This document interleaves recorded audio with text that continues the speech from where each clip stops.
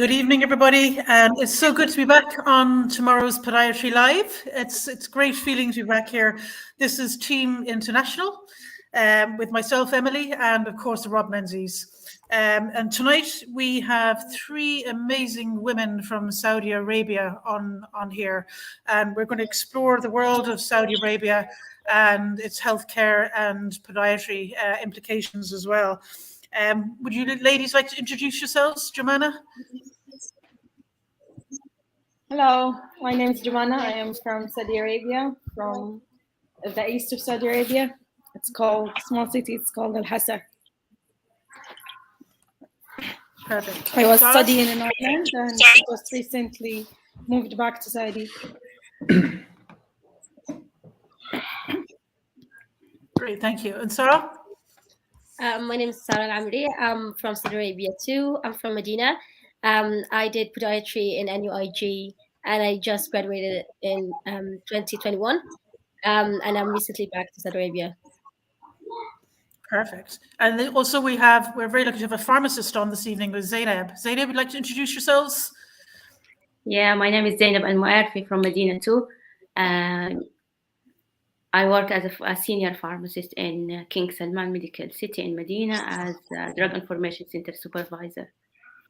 I have my degree in master from the UK in clinical pharmacology in 2017, and I just moved from UK in 2019. Wow, okay, perfect, fantastic. When I think of Saudi Arabia, because I'm fairly ignorant about the Middle East, to be honest, I'm kind of thinking about Arabian horses and camels and skyscrapers and great food and things like that. But I know it's a far more complex country and it's massive compared to, say, where I live in Ireland and the UK and things. So, Sarh, I'm going to hand it over to you there, and you're going to talk a little bit about Saudi Arabia itself and geographically where it is for us, and then you can introduce us a little bit to your video on Saudi. So basically, I was like in the video, I'll show you the Middle East. So basically, the Middle East consists of 18 countries. One of them is Saudi Arabia, and it's one of the largest countries in Asia. It's called the Middle East because it's in the Middle East because it's in the middle between Asia, Africa, and Europe. And you will see in the video where it's located, what countries around it, and you will see a bit glimpses from here and there from the Middle East, and then we will more focus into Saudi Arabia, the culture, the geography, and population, and then we'll move to Medina, where I live. Some of the places that where my favorite places, and some my local shop, and so on. Fantastic. And just because we're here this evening with people from all over, so hopefully we won't drop on the video.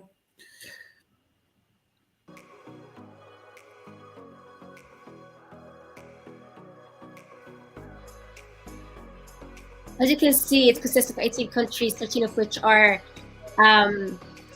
Arab. People mix between the Arab world and between the Middle East. Yes, 13 of the Middle East are Arabs, but there's other countries which not Arabs. And you can see here, this is Saudi Arabia, the one I think.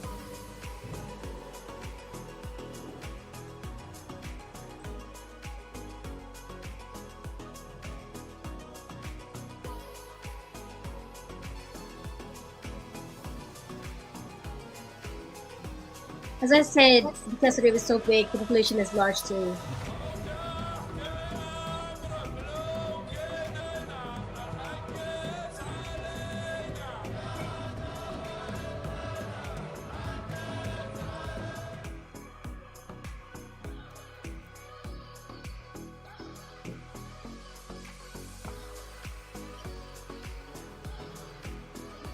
These costumes and these sweets, it represents Gargaan Ramadan, which is soon actually. And this is Medina, where I come from. This is the streets, a place that a walk path, and this is where I love to go for coffee or even food. This is an open market, so it's so nice for walking and taking the children for a walk. This is our local supermarket, as you can see. and this is one of our malls. Funny thing, we don't have really beach in Medina, but we have this representing the beach. Here where my kids go to play, and thank you for watching.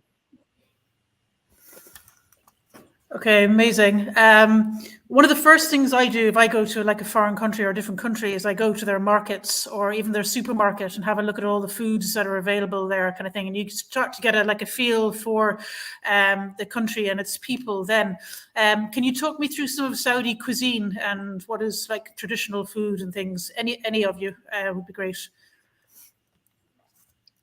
We have different, like, multiple type of food, but basically what's the main thing is rice and chicken, or rice or meat. Like, this is the main dish who all Saudis agrees to like.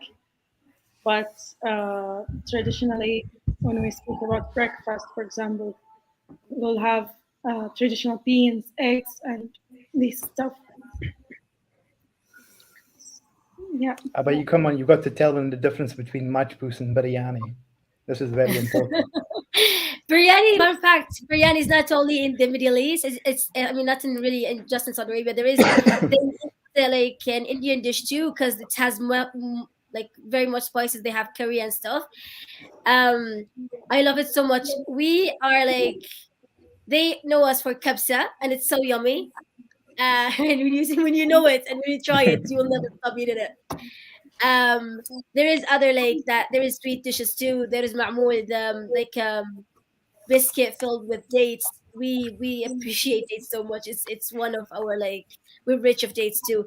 So like you see us, like if you go to the market, you will see like a whole corner full of dates. There is the date syrup. There is everything related to dates, any sweets that relate to dates. But also nowadays I can see there is the variety in supermarkets.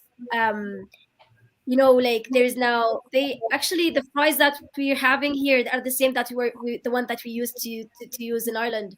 So it's we have something, a lot of stuff from Ireland. Even the butter, I love the butter in Ireland very much, and I actually use it till now. And yeah, it's good. It's good to see that I can use whatever I want from whatever I want. Oh, perfect. I know I'm guilty of, come home from work and you've been at work all day and then you've got to go and feed kids. And it's quite easy just to pop into the supermarket here in Ireland and pick up a whole load of processed, terrible foods. Yeah. And stick them in the oven. Do you guys do that, or would you prefer to eat from cook from scratch kind of thing? Most of the time we cook from scratch, to be honest. Yeah, like this is the thing we used to do. Like my mom, I do like certain meals, and there is other meals that would take like longer time to do.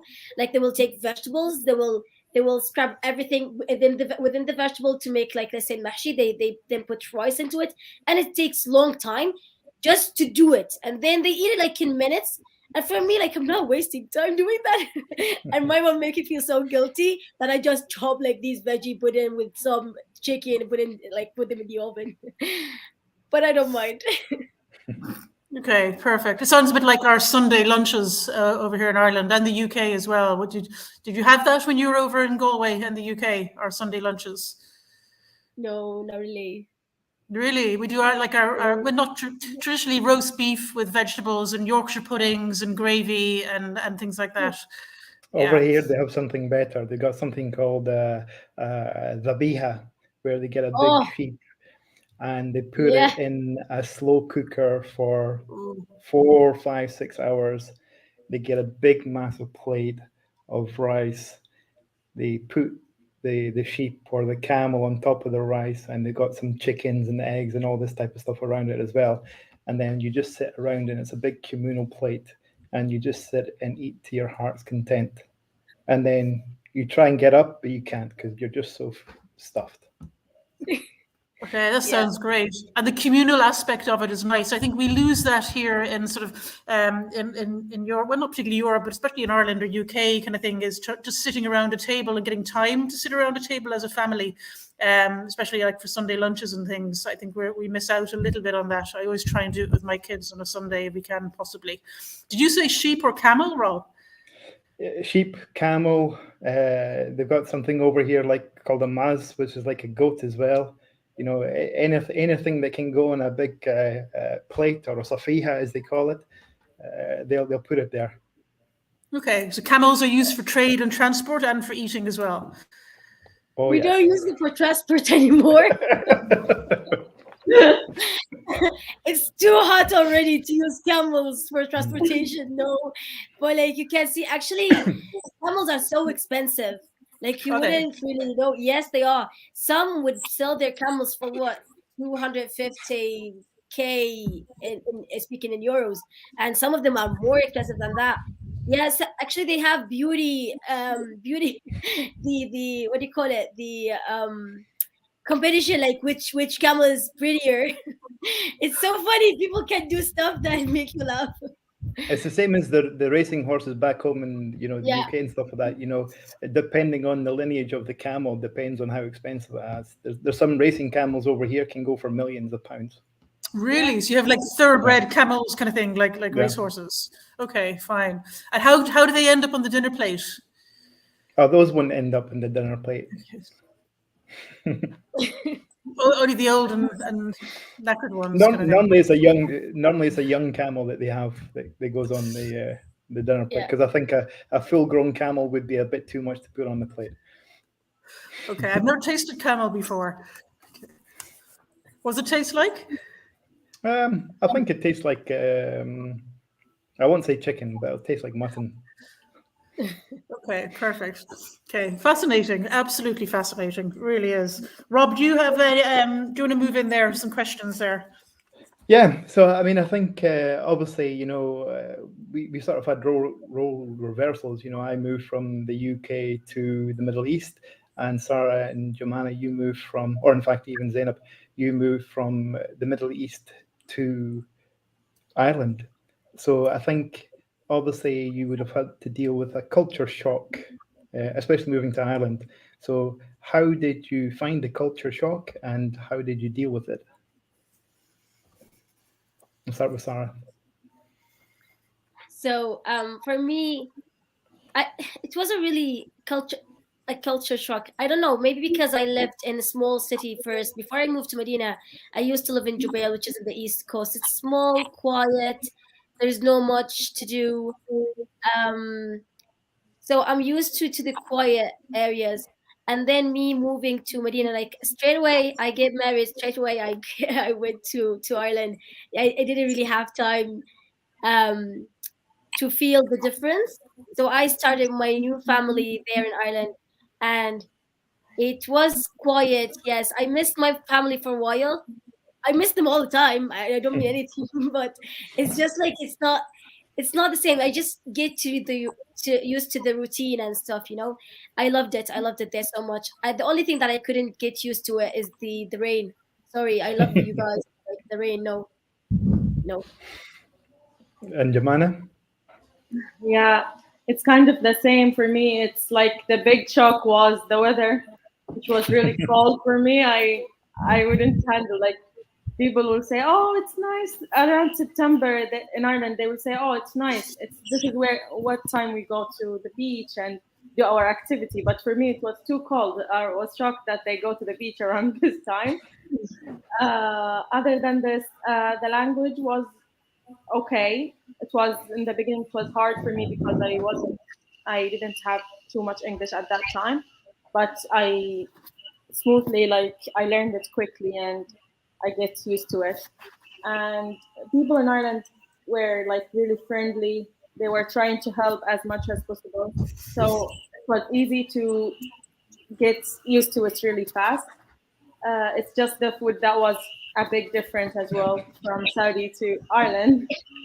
And but I tried to bring with me from Saudi my own spices and my own stuff in order to make my own food, basically.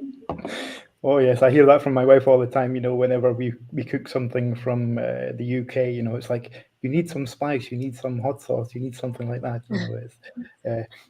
I think people in this region find British and Irish food a little bit bland. There's not enough spice in it, shall we say? It is. Exactly. It is actually. People here in Saudi, they love spices so much. So every year when I come back to Saudi for holiday, I remember I bring a whole bunch of spices, lemon, and For both of us, actually. She brings some for me too. So yeah, we're guilty of that. And how did you find the Arab community in Ireland? Did you find that you were able to find an Arab community there? Because I know when some of my friends went to Scotland to study, there was quite a big community of Arab people in the area. So it was like a home from home type thing. Yeah, it's the same here in Ireland. There was like a group for Saudi students in Ireland. As soon as we moved to Ireland, we got attached to these groups. And then there was also in the university, there was a whole section for example, prayer time and this stuff. They make groups for that, and we used to join them. Yeah. Yeah, actually, the only thing different in Galway from Dublin is Dublin has more Arabs than Galway, because most of the students were going to the RCSI or other colleges in Dublin. But yet there was actually a few, and actually made a great friendship with other Arab students and even Irish students in there. Yeah, it was good for the Arab community, but even having internet other friends from other nationalities was even good. Excellent. I can hear a slight twang of Irish accent in your voices, actually. Just a little bit. Something, Jumana, you just said there before, and Sarh, there's a little bit of Irish twang there, so you've picked something up there as well. I've been there for 6 years. So I actually sometimes try to mimic some Irish accents, and it's funny because let's say I try to mimic the ones from Donegal, and I laugh at myself because it's not. I'm not saying they're funny, no, but I'm saying because me trying it, I sound funny. To be honest, if you hear our sons, they are even speaking Irish more than us because of the crash.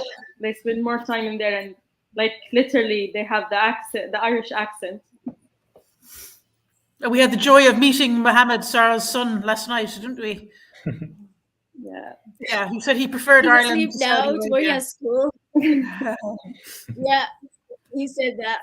Sorry. Zainab, what is your experience of going to the UK and then coming back to Saudi, and the culture differences between the two? I know you were going over to do your master's, weren't you? Can you tell us a little bit about that? Yeah, UK is a completely different culture from Saudi Arabia. When I went to the UK, I had a culture shock, and when I came back, I also had a culture shock in my country. It's very difficult for a woman, like a Muslim woman, to be engaged in the community in the UK because, for example, in language schools, they were meeting at the pub, for example, at night. There was mix of women and men in parties and things like that we are not used to do it in Saudi Arabia. So it was difficult. I just the first year I maybe the whole the long time where I was studying and living there, I just spend my time with my friends, my close friends, Arab friends, Saudi, most of them, and not with UK people. This was very difficult to be in the impact of my language. For example, the speaking wasn't progressing because I wasn't engaged in the environment. But other things that I was I really like it there is the healthcare system. The healthcare system in the UK was incredible, as I gave birth of my child there, and she was premature and has very various problems in his health. They were really supporting and organized. Yeah, that's it. Okay, very. It's very interesting to bring up, kind of like, because we do. Ireland is similar in a way that obviously we have mixed sexes and we go out all together and we have a big pub culture, which we do in Ireland. Suppose we're actually probably more in Ireland than we do in the UK. I'd probably boast. Slightly, which must be very different coming from Saudi Arabia, because you wouldn't normally, as women or men, go to the pub kind of thing on a Friday, Saturday, and maybe a Sunday night as well as we would. Yeah. But yet the nature in there to actually gave, like, here, I said before, the heat in here in Saudi Arabia is sometimes too much, but we compared that to the weather in Ireland. I was able to go out for walks, and for long walks actually, with friends. Sometimes they were like Arabs, and sometimes they weren't Arabs, and it was fun actually. We didn't. Yes, the Irish community, maybe they do stuff different than what we do, but they actually, even the people that I know or I engaged with, they were actually trying to help me cope with things that I can do in my own space. I used actually to gather all my friends in my house and make them a meal, and we'll go, like, each one will bring some food and we just like go and eat. It's I think food is what gathered us together, because like we used to enjoy these meals, like go out and have fun, and then we come back and, like, before kids come back from the crash or by the time they're back, so we can have like a movie night or like PJ nights and stuff. It was fun. It was very fun. Okay, I love the idea of food bringing people together. Different studying bachelor degree than studying master degree. In bachelor degree, there are so much UK citizens that they are doing a bachelor degree with you. In my case, in the master degree, they were foreigner from China, from other countries, not a UK citizen. Most of them. So it wasn't, for me, it wasn't a good opportunity to engage with the environment.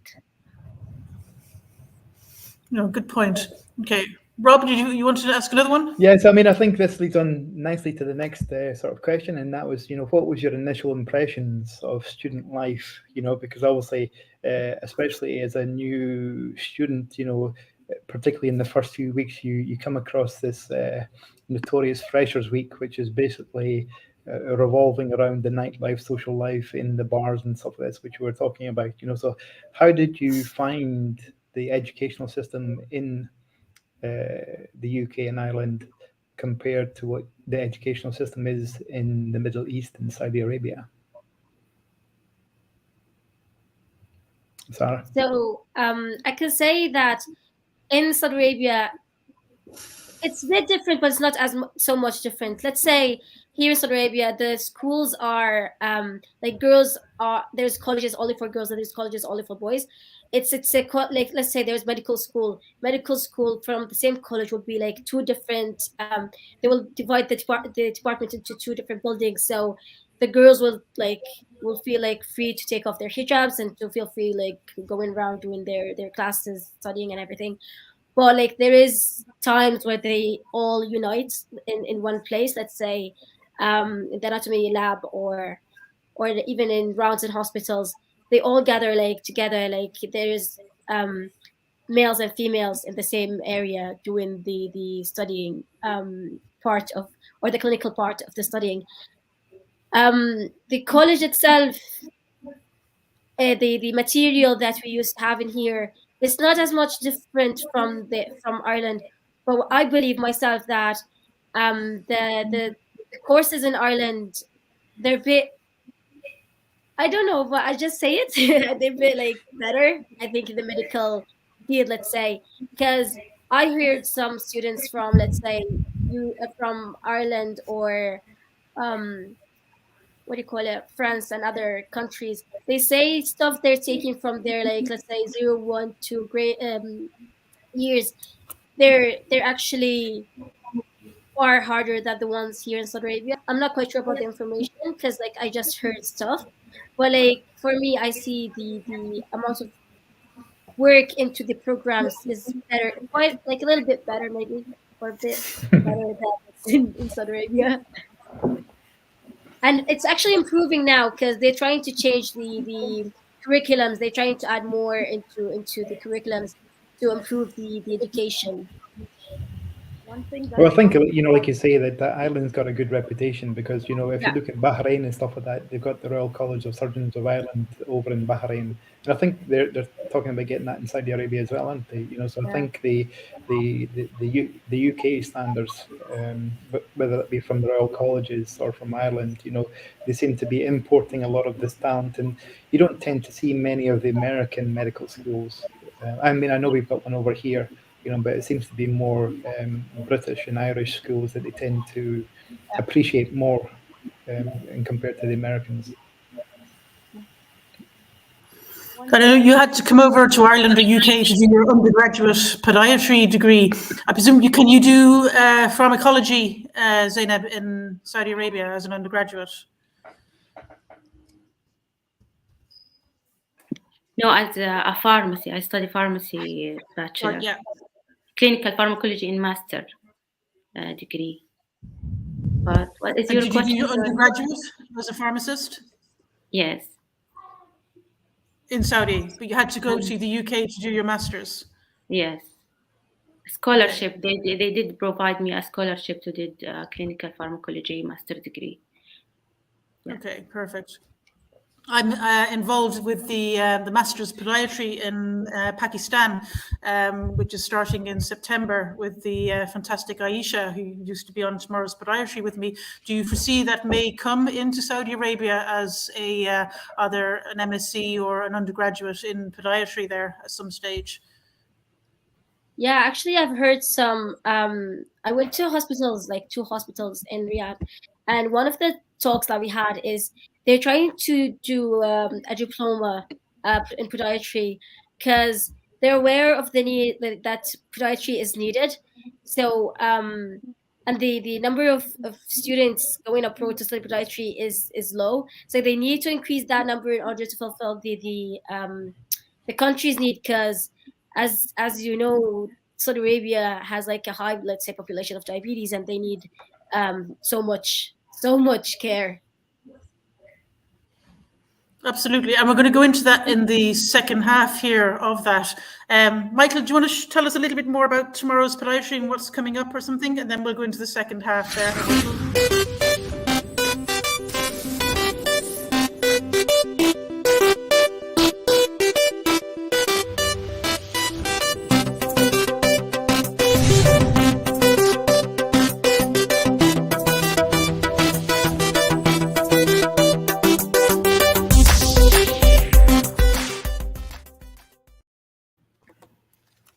Okay, perfect. Probably for Sarh and Jumana, I know you graduated from NUIG, can you go through your journey since coming back from NUIG in Saudi Arabia and the challenges you've experienced in trying to get a job and trying to get registered there, and explain to people listening the process, please, because we wouldn't know about it. Yeah.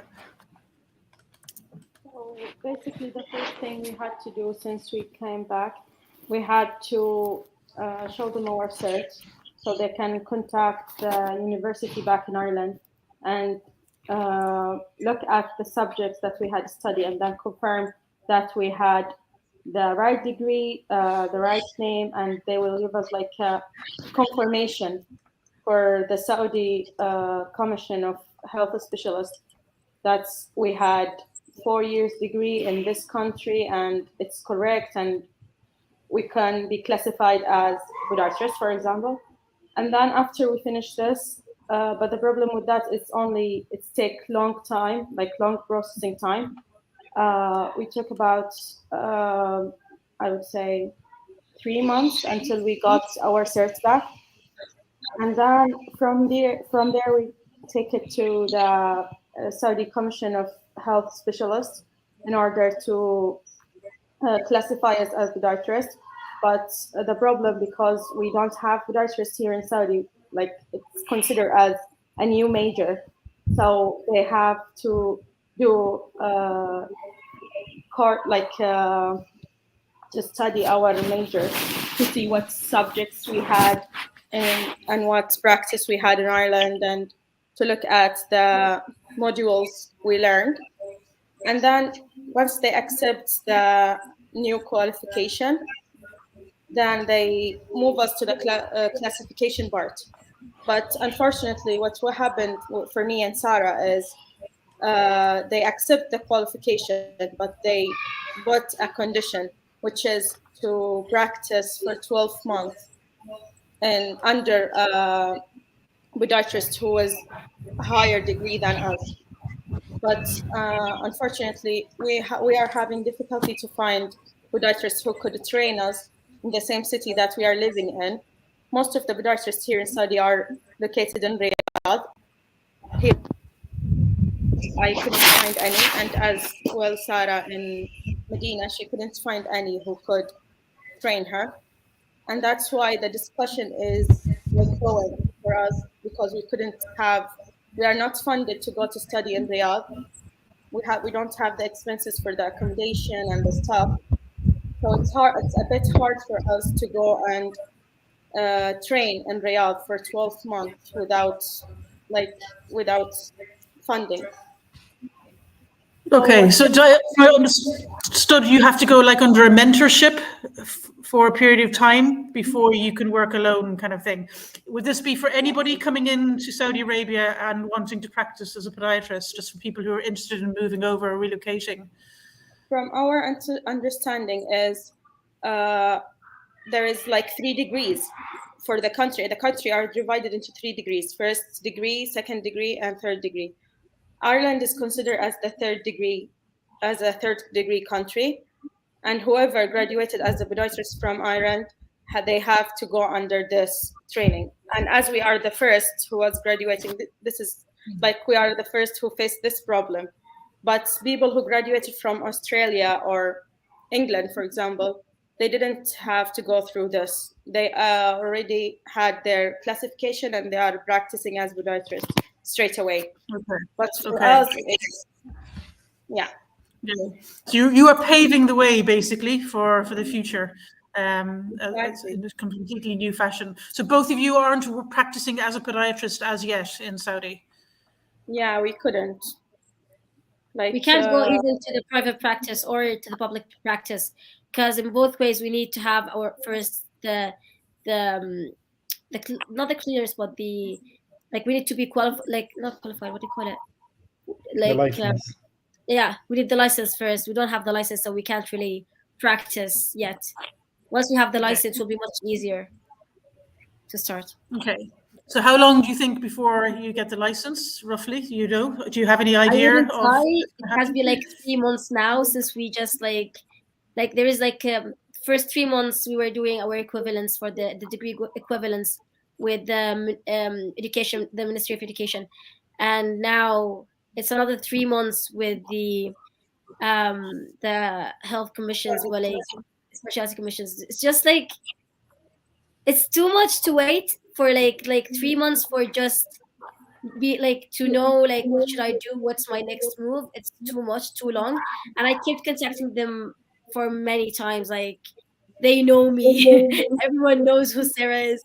I'm just trying to get the information. Can I just go, or should I can we minimize the number of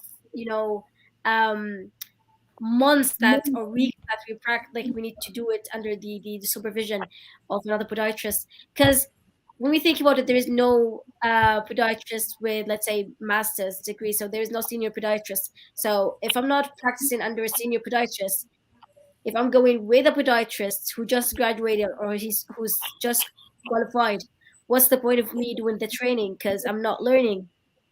And that's the process. I need to learn from this. This is why you have the 12 months, because you want me to learn, you want me to shape my skills, if that's the point.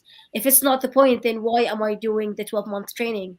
If you get me. Honestly, we already had a good training in Ireland. And since first year, we are going into the hospitals, and we are kind of familiar with everything that we need before going into Saudi hospitals. But they believe that in order to be certainly sure that we could practice, we have to do the training in Saudi hospitals. But at the same time, it's very difficult for us to find the perfect place for practicing that suits our fund and suits our time. Yeah, no, it must be very frustrating when you're a new grad and you're just dying to get out there and solve the world's feat, and you have to be patient and go through the bureaucratic thingies. But I suppose you're pioneers in this area. Rob, did you have to go through that when you moved over to practice? No, I mean, I think because I mean, obviously, like Sarah was saying, there's sort of like three sort of tiers of degree, or certainly at least two anyway over here, where you've got the DPM level of degree, and then you've got the other countries like sort of UK, Australia, and then I suppose to a lesser extent you've sort of got like the Tunisians and the French that have got sort of a lower scope of practice than main sort of Europe, sort of UK islands, shall we say. So depending on where you come from, depending on your qualification, you're banded according to that. But that doesn't typically exclude you from your scope of practice, because although you may be allied health or a physician classification if you're like a podiatric surgeon, because typically to do surgery here you have to be a physician. So you get classified as a licensed as a physician. The rest of them are under allied health. But within the actual hospital itself, or certainly how it is here and how I ended up having to fight for it, was that we had to get obviously prescribing privileges over here to do a lot of the work that we need to do in limb salvage. So we have physician privileges in the hospitals, but we're licensed as allied health with the main Ministry of Health. So just because you're licensed in one thing doesn't actually prevent you from doing your full scope of practice, depending on it depends on the individual hospital itself as to what it's going to credential you for and what sort of scope of practice they'll allow you to have. And I think this is the problem that they're having in Saudi Arabia at the moment, is that it's a lot of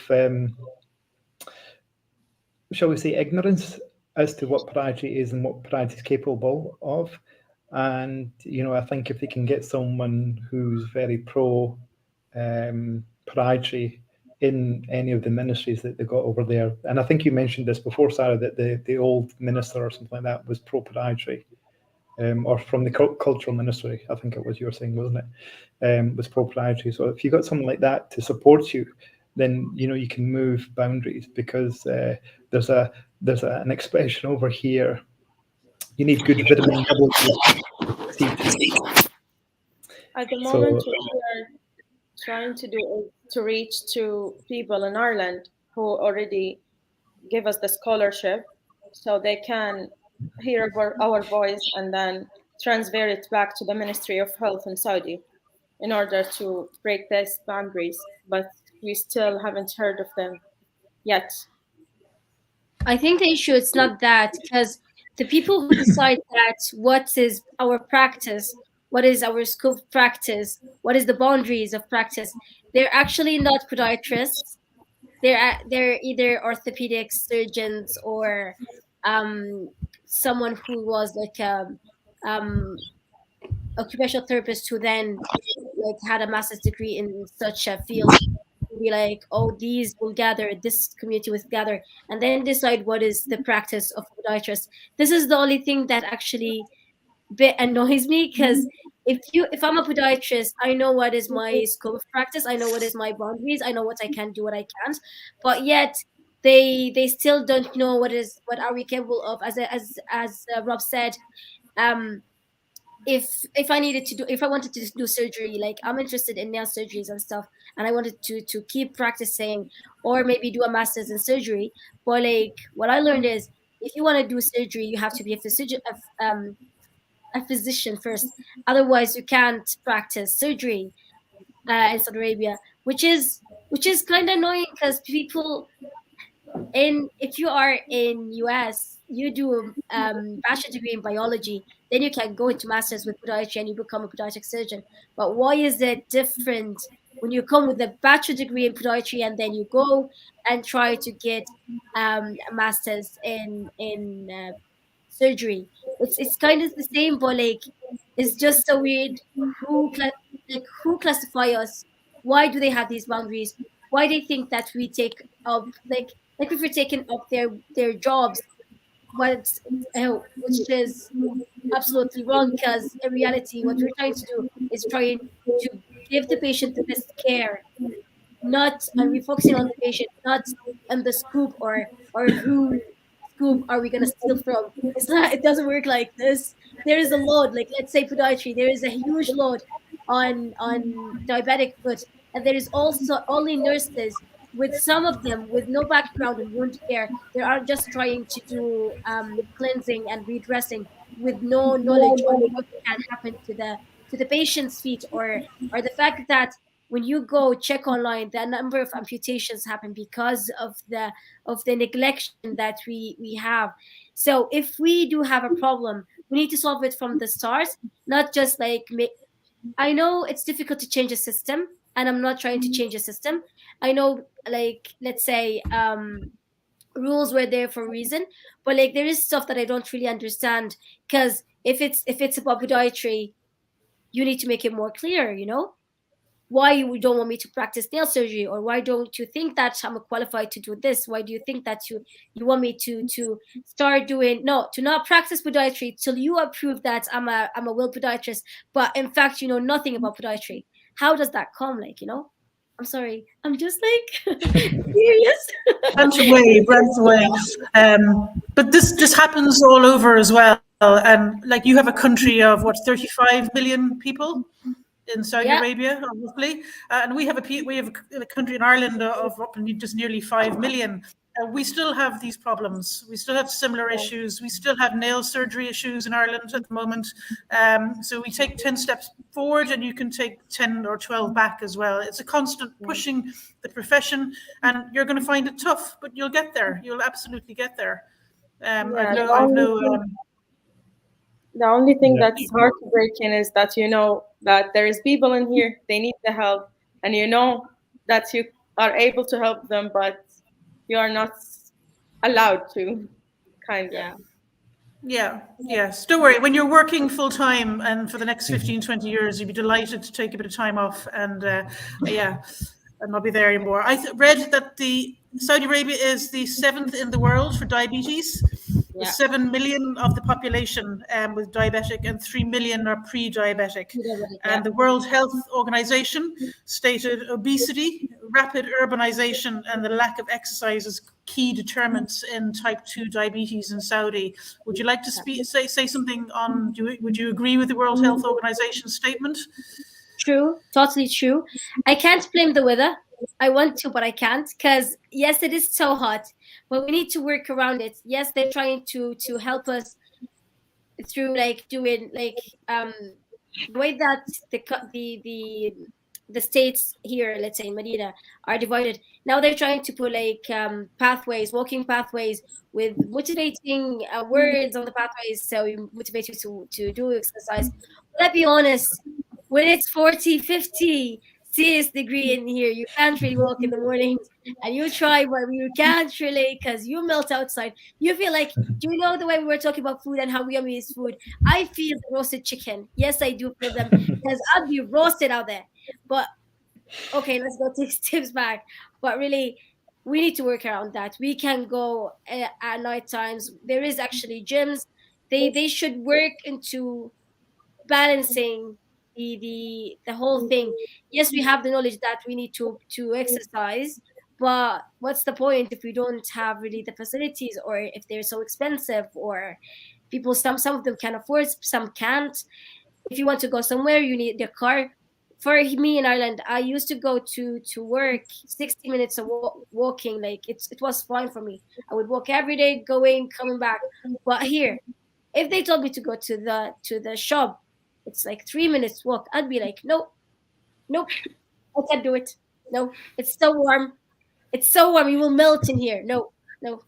It's so difficult. We're trying. It's actually, as Sarah said, there is a lot of indoor gyms, but still they are very expensive. People are not able to afford the expenses for the gym, and our lifestyle in here is a bit difficult because most people, when they gather around food.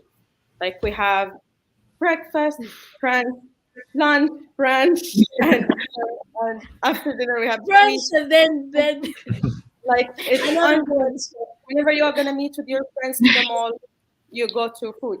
Whenever you are going out, like the only thing You that bring food. people Yeah. find is Now you see, interesting. if we talk about the malls here, okay. Now when we talk about malls in the Middle East, we're not talking about malls like we see in Ireland and stuff like that. You know, we're talking about things which are probably the size of, you know, 20 football pitches as malls in the Middle East here. You know, we've got some of the biggest malls in the world probably over here. And certainly what we do over here in Qatar is some of the malls have actually started walking clubs where you can actually walk around the mall, you know, because, you know, there's certainly plenty of space to walk. You know, I could quite happily go to one of my malls over here and, you know, just walking from one side of the mall to the other side of the mall and back again, I'd probably get in 5,000 steps, if not more, you know. And I certainly find that, especially when I was doing you probably don't know that I did a 1,000,000 step challenge last year. And, you know, like you said, Sarh, you know, if I'm walking outside, I'm by the time I come back, you know, I'm a molten mush of sweat, shall we say, you know, because it is so hot. And if it's not the heat that gets you, it's the humidity that gets you. There were some days I was walking and it was like 74% humidity. And, you know, as soon as you walk out your door, you know, there's a rare phenomenon over here, Emily, you know, and you'll appreciate having glasses, that as soon as you walk outside your door, your glasses steam up. It's that hot, you know, so it is sometimes very difficult Really would to be walk. difficult because it's so humidity, you know, it's so humid. You can't really. Yeah. Yeah, so, you know, there has to be a way of modifying these physical activity programs, you know, and taking it into malls and stuff like that, where people, you know, they may not necessarily have to pay for membership of a gym or something like that, but they can certainly walk around. So it'd be good to see these malls, you know, supporting this type of activity to help improve, you know, outcomes, you know, because the whole region, as far as diabetes is concerned, is immense. And, you know, if you look at the whole population, there's probably about 1 in 5 of all of the GCC states that are diabetic. Yeah. Wow, that's amazing. And of course, we have similar problems with heat, but it rains all the time in Ireland. So we have our excuse about not going out walking and exercising as well, which is kind of, it's the same all over, isn't it? Can you quickly kind of just run through roughly, how does the health system, it's probably a question to Zainab more than you two, but how the health system works in Saudi Arabia? Like in Ireland, if we're sick, we go to our GP, our general practitioner, and then the general practitioner will do bloods and things or whatever investigations, and then we get sent to a specialist in a hospital if we need to.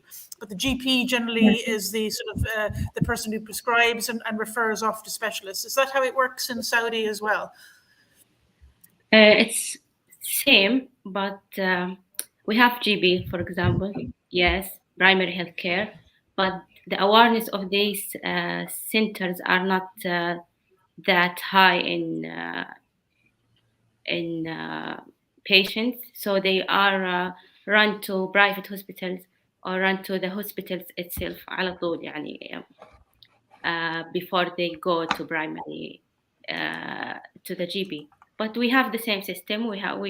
For example, if I want to go to the maternity hospital, I need to go to the primary healthcare system, and they will see if I need transfer to the maternity hospital. They will, but if I don't, they will just take care of me in the GP or the primary healthcare system, and they.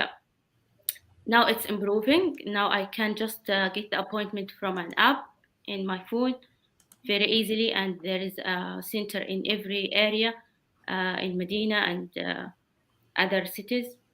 Yeah. I noticed something that in Ireland, every person has his own GP. Like they ask you what is your doctor, and you go to the same doctor every time you need to. Yeah. But in Saudi, it's a bit different. Like we don't have like a family TV or something like that. No, you just Yeah, go but on it's improving, and it's improving now.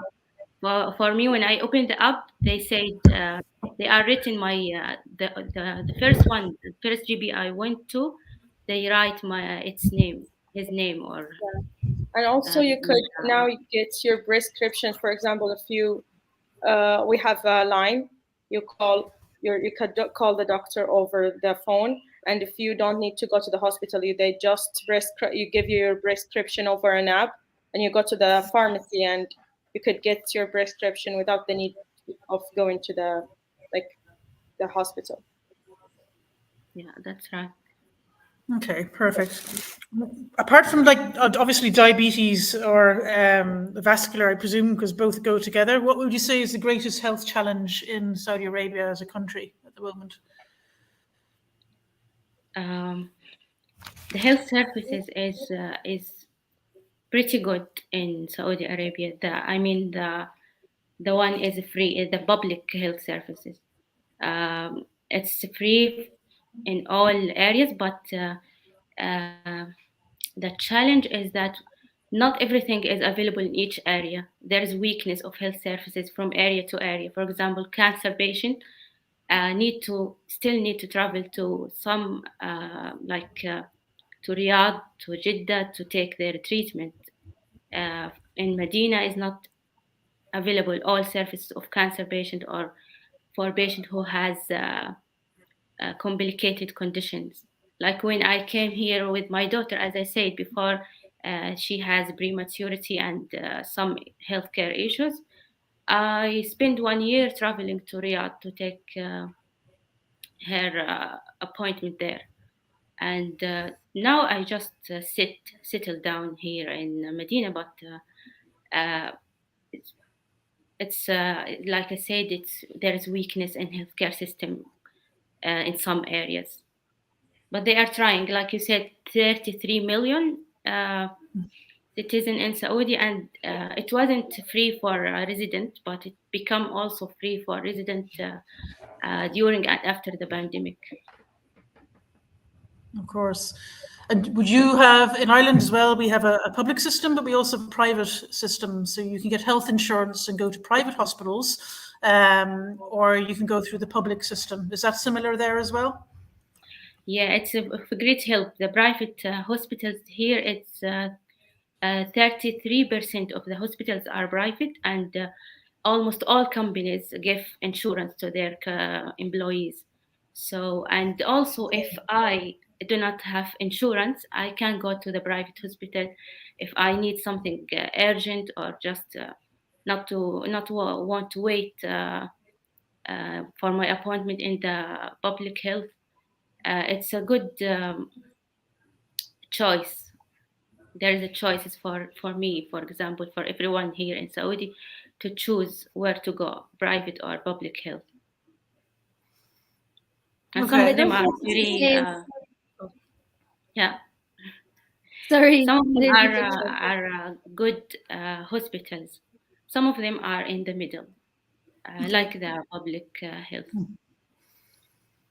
But even the private practice, there is some of them, they do actually, if you don't have an insurance, I don't know if it's the same in Ireland, but if you don't have an insurance, they will let you pay less than the people who have insurance.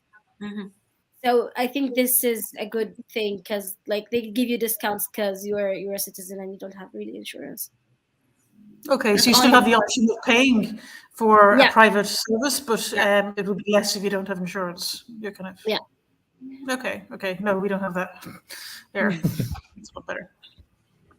Okay, we're coming up to nearly the end of this hour, which has flown by, and you've all three of you, given us a fascinating insight into podiatry in Saudi Arabia and into the culture and customs and like hospitality there, particularly the food, which you kind of like.